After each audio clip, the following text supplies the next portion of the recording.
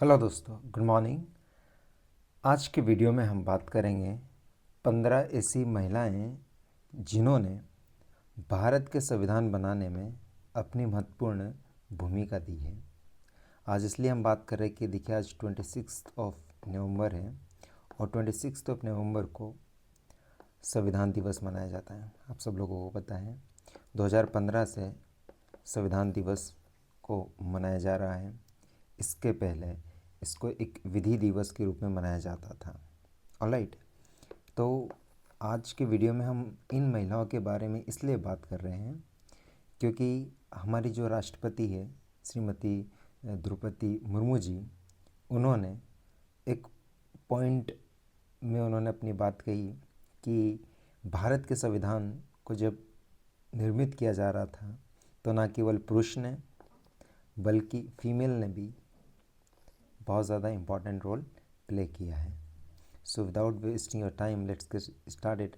और इनमें से ये पॉइंट आपको याद रखना है कि कौन सी महिलाएं किस रिलीजन से आती थी या फिर किस महिला ने कौन सा रोल सबसे महत्वपूर्ण किया है।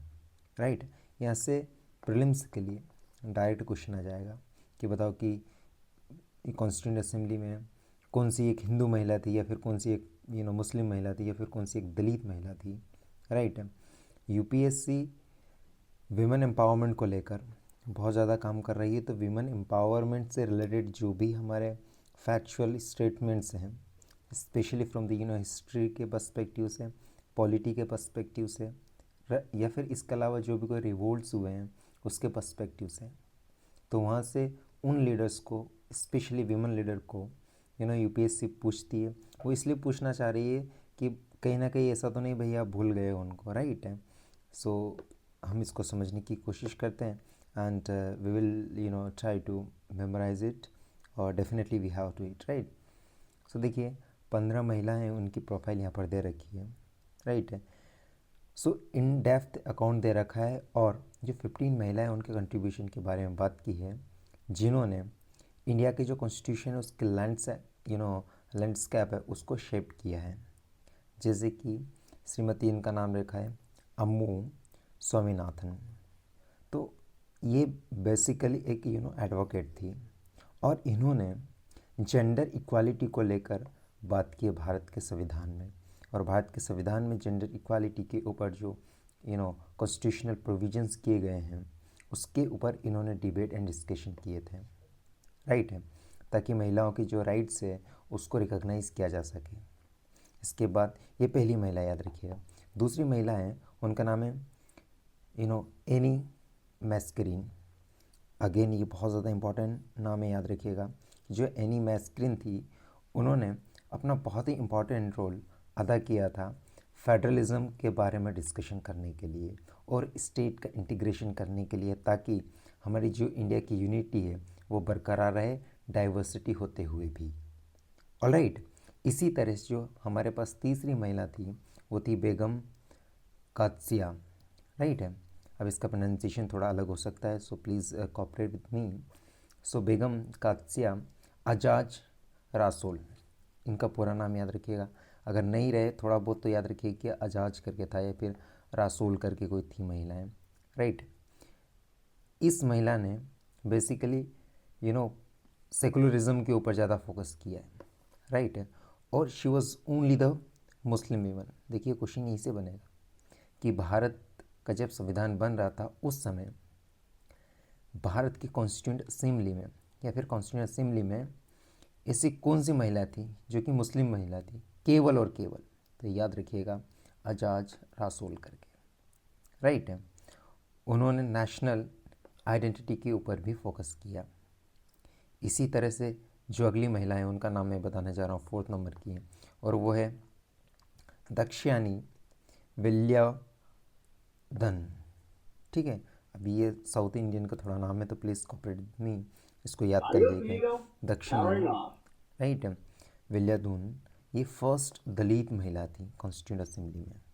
राइट, इन्होंने अनटचेबिलिटी उसको अपोज किया था और जो मार्जिनलाइज्ड कम्युनिटीज़ थी उनके राइट्स के लिए उन्होंने बात की थी। इसी तरह से अगली जो महिला थी वो थी दुर्गाबाई देशमुख। इन्होंने सोशल वेलफेयर पॉलिसी के लिए अपनी बात रखी थी और महिला के जो एजुकेशन है उसको बढ़ाने की बात की थी, राइट है। तो बेसिकली इन्होंने सोशल जस्टिस के लिए अपनी बात कॉन्स्टिट्यूंट असेंबली में रखी थी, राइट। इसी तरह से अगला नाम आता है, वो आता है हंसा जीवराज मेहता का। इन्होंने जो हमारे इंडिया के फंडामेंटल्स राइट्स हैं, राइट, हमारे कॉन्स्टिट्यूशन की जो राइट्स उसको ड्राफ्ट किया था, उसमें उन्होंने अपनी महत्वपूर्ण भूमिका अदा की थी ताकि जेंडर को जस्टिस मिले, जो कि एक कोर कॉन्स्टिट्यूशनल डिबेट हुआ करता था उस समय। इसके बाद 7 नंबर की महिला थी, उनका नाम था राजकुमारी अमृत कौर, राइट है, जो कि उनको स्टेट वीमेन बोला जाता है, राइट है। इन्होंने इंडिया की जो पब्लिक हेल्थ पॉलिसी है उसके लिए एक तरह से फाउंडेशन स्टोन की तरह काम किया था मॉडर्न हेल्थ केयर सिस्टम के लिए इंडिया में। इसी तरह से 8 नंबर पर जो महिला आती है उनका नाम है सरोजिनी नायडू।